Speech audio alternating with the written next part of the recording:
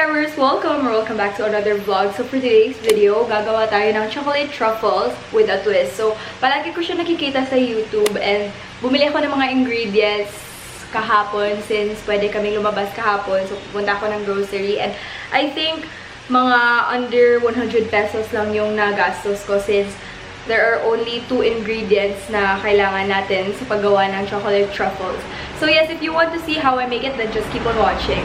Ito po pala yung ingredients ng ating chocolate truffles. So, Milo or Ovaltine at saka Jolly Cow condensada. So, hindi magmamatter yung brand ng condensada. Just use whatever you have there.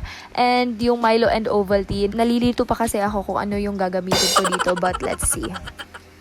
So, yung bowl na ginamit ko dito ay maliit lang since papainitin pa natin yung condensed milk. At since wala kaming microwave dito, ilalagay natin siya sa steamer para hindi na siya maging sobrang lagkit. Ayan, so eto na ulit yung ating pinainit na condensed milk. So, kumuha tayo ng large bowl at saka natin i-transfer. So, ayan, medyo mainit pa siya pero ililipat na natin. Go, push lang. Okay, so yung gagamitin natin for today is the Ovaltine All-in-One. This is 260 grams. Ayan. Wait, hindi klaro. So, siguro mamaya ko na lang to gagamitin ang Milo kapag nag-success tayo sa chocolate truffles natin for today. So, by the way, ito pala yung 1 cup since wala kaming proper na measuring cups dito. So, this one na lang. This is for the rice. By the way, guys, let me know down below if nakatikim na din kayo ng Ovaltine na parang chocolate candy kasi sobrang sikat nun sa school namin nung grade school. Yan lang kasi yung stocks namin noon since mura lang yung isang sachet. I think mga 5 piso yung isa. And then, yung strainer na gagamitin ko is this one. Since wala kami nung magandang strainer, pero this is okay naman. So, wait. Tanggalin ko muna to. So, wag nyo pala ilalagay lahat, guys. So, pakonti-konti lang.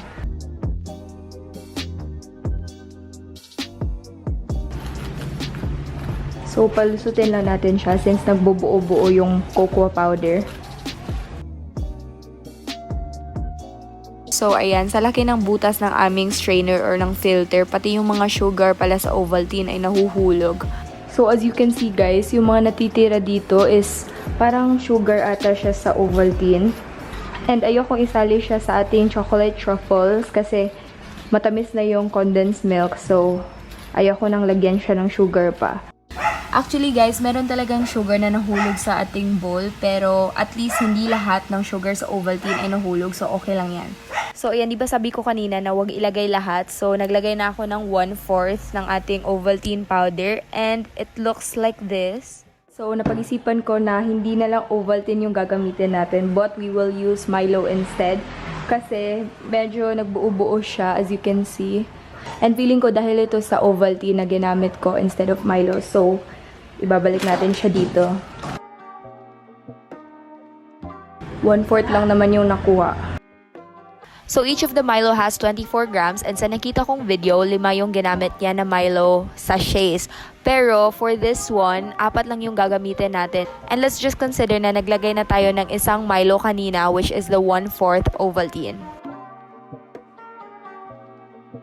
So, siguro nakikita niyo naman ang difference, diba? Yung Ovaltine natin kanina is super light kasi may sugar siya. Pero yung Milo, it's just like pure cocoa.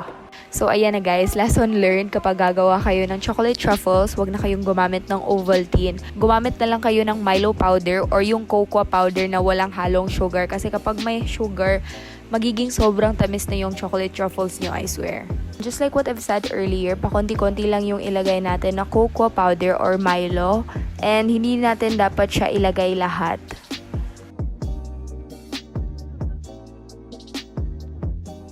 Pangatlong Milo powder na pala itong ilalagay ko guys. And ayan, nahulog pa yung plastic. Grabe, ang syunga-syunga ko talaga. Fun fact lang, simula talaga nung bata ako, gusto ko na magluto-luto ng mga pagkain. Pero kaso lang, sa tuwing magluluto ako dito sa amin, walang masyadong kumakain kasi medyo nagda-diet yung mga tao dito. At ayaw nila ng mga matatamis. So yung ginagawa ko, binibigay ko na lang siya sa pinsan ko. So buti na lang may pinsan ako dito. At minsan naman, binibigay ko na lang siya sa kapitbahay namin since alam kong hindi namin mauubos siya sa bahay. And to be honest guys, hindi talaga kami mahilig sa chocolate since may may history ata kami sa diabetic. So, ayan, as much as possible, umiiwas kami sa mga matatamis such as chocolates. Kaya minsan lang ako nakakakain ng chocolates kapag feel ko or kapag gusto ko yung chocolate na binigay sa akin. So, yun lang. Anyways, so dalawa na yung Milo sachet na nilagay ko sa ating mixture plus yung 1/4 na Ovaltine natin kanina, which is converted to 1 sachet of Milo. So, 3 Milo na, and ganito yung consistency ng ating mixture. So, ayan, kukuha na tayo ng Tupperware na paglalagyan natin sa ating chocolate truffles. So, since wala kaming plastic yung magandang plastic, nalimutan ko yung name niya. Pero gumamit na lang tayo ng alternative, which is plastic bags. So, by the way, ganito pala yung ating consistency ng chocolate truffles. Ayan. So, kumuha ako ng isa pang Milo para ilagay natin as a base sa Tupperware or sa plastic. Para mamaya, pag tinanggal natin siya, hindi tayo mahihirapan tanggalin siya. So, ayan. Medyo mahirap i-work with yung plastic natin. Then, let's just use our hands to spread the powder all over the surface. Wow, char. So, sa part na to, as you can tell, dahan-dahan ko na nilagay yung mixture, pero struggle is real pa din, best, kasi yung plastic na ginamit natin is plastic bag and hindi yung plastic na parang dumidikit talaga siya sa Tupperware. So, ayan, medyo nahirapan ako doon, pero okay lang yan. Nakaya ko naman. So, tada! After how many years, nalagay ko na din siya peacefully sa Tupperware, and yung ginagawa ko dito is tinatakpan ko siya sa plastic, yung Milo truffles natin, and papalamigin ko siya sa freezer ng about 30 minutes siguro until maging matigas na siya. So, ayan. So, since hindi na ako makapaghintay, I think 15 minutes ko lang siyang inilagay sa freezer instead of 30 minutes, kaya siya medyo malambot pa yung chocolate truffles natin, pero okay lang yan, laban pa rin, makakain pa din natin to. So, yung ginagawa ko dito is, ililipat ko siya ng isang plate para magmukha siyang pizza. And, as you can see, nagsistruggle na naman ulit ako kasi yung plastic na ginamit ko nga is plastic bag. And super struggle niya. So, medyo nahirapan na naman ulit akong tanggalin siya. That's so sad. So, yung ginamit ko pala na Milo powder dito as a base sa ating plate is yung ginamit ko kanina sa Tupperware. Para hindi sayang yung Milo, diba? So, ikakalat ulit natin siya gamit ang ating mga kamay na super malinis. May alcohol pa yan, ha? Huwag kayong judgmental. 3, 2, 1, pak! O, diba? Ganun lang. So, tatanggalin ko na naman ulit yung plastic. And naalala nyo yung nilagyan ko ng Milo powder, yung base niya. So, nang dahil doon, hindi na ako nahihirapan na tanggalin yung natitirang plastic. And also, yung natirang Milo powder pala, nilagay ko siya sa mga parts na hindi nalagyan ng Milo powder para hindi siya masayang. So, yung twist ng ating chocolate truffles, guys, is nilagyan ko ng milk powder on top para maging kakaiba siya. So, ayan, it depends on you na if gusto nyo yung milk powder or chocolate powder pa rin yung top. Pero ako, I prefer milk powder kasi. So, yan. Yun yung nilagay ko.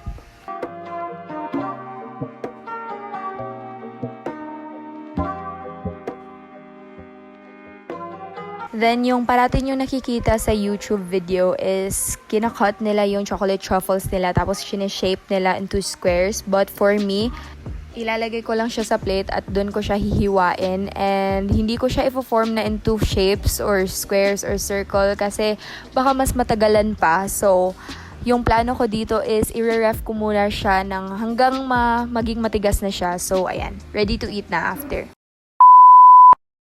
So, ayan, ito na po yung finished product natin, and nilagay ko siya sa isang malaking plate na circle para maiba naman kasi yung palagi kong nakikita sa YouTube is square siya. So, ayan. Nilagay ko siya sa circle, pero square cut pa rin. So, ayan. Tada! Then, yung twist niya is yung tinoppings ko. Yung nilagay ko na toppings is milk. Ito yung nilagay ko. It's Bear Brand. Para hindi siya chocolate lahat. So, that's it for today's video. Thank you guys so much for watching. I hope you guys liked it. And if you did, please give this video a thumbs up. Subscribe to my channel if you want to see more of me. Comment down below for any video suggestions or video requests. I'll see you guys next time. Don't forget to reach your dreams because the sky is the limit. Bye! It could be weird. but I think I'm into it. You know I'm one for the overly passionate. I like you and I loved him. We could all be the best kind of friends.